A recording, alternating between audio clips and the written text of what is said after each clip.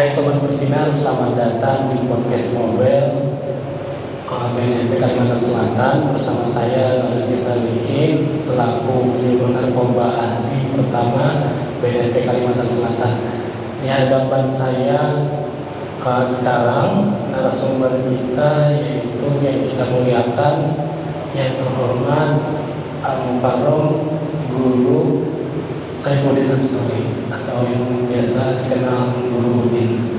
Pada kesempatan kali ini kita akan membahas mengenai upaya pencegahan narkoba melalui ilmu agama. Baik, Assalamualaikum Guru. Waalaikumsalam warahmatullahi wabarakatuh. Bagaimana kabarnya Guru? Alhamdulillah. Alhamdulillah baik. Baik, kalau anak muda mau kenal guru lebih dekat, kira-kira keseharian guru di mana majelisnya? Keseharian kita majelis di mana-mana. Setiap subuh ada pengajian, sekitar jam 10 ada pengajian, setelah zuhur ada pengajian, setelah asar ada pengajian, setelah maghrib ada pengajian, setelah isya ada pengajian. Masya Allah. Hampir setiap waktu. Setiap waktu. Baik. Nah, di hadapan kita itu pendengar dari BNNP Kalimantan Selatan itu biasanya generasi muda. Generasi muda kita kenal sekarang diterpa dengan globalisasi atau budaya-budaya asing yang masuk, termasuk sosial media, kemudian pergaulan-pergaulan bebas. Nah, bagaimana kita sebagai umat Islam harus bersikap dan tentunya agar terhindar dari penyalahgunaan pergaulan bebas, penyalahgunaan narkoba. Masalah pergaulan bebas itu harus kita bentengi dulu anak-anak kita, generasi penerus, bahayanya pergaulan bebas. Kita tidak bisa langsung melarang dia bergaul bebas tanpa kita memahamkan bahaya pergaulan bebas. Dan ketika kita memunculkan dan menerangkan bahaya pergaulan bebas, baru dia akan menyadari apa dampak dari pergaulan bebas itu, seperti muncul penyakit AIDS dan sebagainya. Maka apabila itu sudah kita terangkan kepada generasi penerus, maka dia akan terbimbingilah, akan menghindari pergaulan bebas itu. Itu semua pun pengaruhnya mungkin dari narkoba, sabu-sabu, dan akan memunculkan mungkin seks bebas dan pemerkosaan dan sebagainya. Itu masih panjang lagi pembicaraannya itu. Baik. Berarti untuk mengajarkan anak muda terhadap bahaya penyalahgunaan narkoba atau pergaulan bebas itu harus tahu dulu dampak buruknya dulu. Bagaimana narkoba atau pergaulan itu merusak kepada generasi. Nah, di Islam sendiri apakah ada larangan untuk kita sebagai umat Islam terhadap penyalahgunaan narkoba itu apakah ada? Islam sangat tegas dan jelas melarang. Karena negara kita juga dari kepolisian di berita-berita itu sering menangkap orang-orang yang mengedar menyalahgunakan pemakaian itu, bertentangan dengan negara, juga bertentangan dengan agama, merusak negara, terjadi perampokan, pembunuhan, pengaruh dari itu, juga merusak keimanannya, merusak daya pikirnya, itu juga berpengaruh dengan agamanya dan imannya. Nah, dampaknya itu Islam melarang, tapi ada tahapan-tahapannya. Pertama, dulu zaman jahiliyah memang sudah kebiasaan orang-orang zaman jahiliyah itu mereka minum minuman keras. Islam bertahap, karena itu sudah menjadi kebiasaan, tidak langsung dilarang, tetapi bertahap cara pelarangannya. Di antaranya, wala taqrabus sholata wa antum sukara. Janganlah kamu mendekati sembahyang kalau kamu dalam keadaan mabuk. Berarti kalau mabuk dilarang dulu sembahyang. Berarti Islam belum melarang secara total. Kemudian bertahap lagi, terjadi perkelahian, terjadi pembunuhan. Kemudian Islam mulai sudah tegas untuk menjauhi, walaupun ada manfaatnya, tetapi dosanya lebih besar, mudaratnya lebih banyak.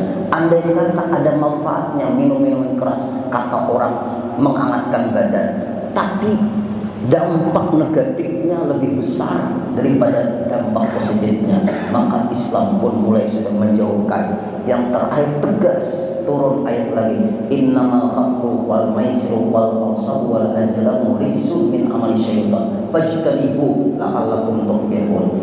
Hanya saja khamr, judi, mengundi nasib, termasuk juga tentang sasajen untuk berhala dan sebagainya, rijsun, perbuatan keji, fajtanibu, jauhi. Disitulah pelarangan yang tegas dari Allah agar dijauhi, termasuk khamar tadi. Kenapa maka dijauhi? Mendekat aja sudah tidak dibolehkan. Makanya Quran itu jauhi. Kalau sudah menjauhi pasti tidak mendekati. Kalau tidak mendekati, insya Allah dia tidak akan meminum atau melakukan perbuatan yang terlarang, termasuk minum-minuman keras. Ternyata Islam itu melarangnya lewat jauhi, bukan jangan diminum, tapi jauhi. Kalau sudah menjauhi tidak akan meminumnya. Itu hebatnya Islam. Lalu Allah menjanjikan la'allakum tuflihun, kamu semoga menjadi orang yang beruntung. Maka baiklah untuk agamanya, juga baiklah untuk kehidupan bermasyarakat dan bernegaranya. Itu cara Allah melarang. Bertahap dulu, karena kebiasaan itu kalau dilarang secara kejut-kejutan atau kata kita itu secara mendadak, mungkin orang sulit untuk menjauhinya. Kebijakan Islam lewat ayat Al-Quran. Insya Allah, berarti di Islam sendiri itu sudah tegas dululah melarang, dan sejarah pelarangannya pun ternyata bertahap. Dan bagaimana ternyata khamar itu merusak keimanan. Baik, bagi para anak muda itu sudah dijelaskan kepada guru kita tadi, Islam tegas menolak mencegah narkoba. Kemudian bisa bahaya narkoba itu salah satunya bisa menurunkan keimanan kita. Baik, ada pertanyaan spontan nih guru. Misalkan ada orang tua kita yang mencontohkan penggunaan narkoba itu sendiri, kita sebagai anak bagaimana sikap kita? Orang tua yang mencontohkan anak untuk menggunakan narkoba, itu orang tua yang bukan sebenarnya orang tua yang mendidik anaknya, malah merusak anaknya. Bahkan ada bisnis narkoba satu keluarga, itu lebih parah lagi. Pantas negara tegas menindak orang yang mengedarkan, Islam juga tegas mengharamkan. Maka orang tua yang seperti itu, kalau kita di BNN perlu direhabilitasi. Artinya perlu diberikan pemahaman bahaya narkoba itu. Jangan kita mendidik anak kita untuk memakainya. Sebenarnya malah kita memberitahu kepada anak kita bahaya narkoba, karena ada hadis Rasulullah, al-khamru ummul khaba'ith.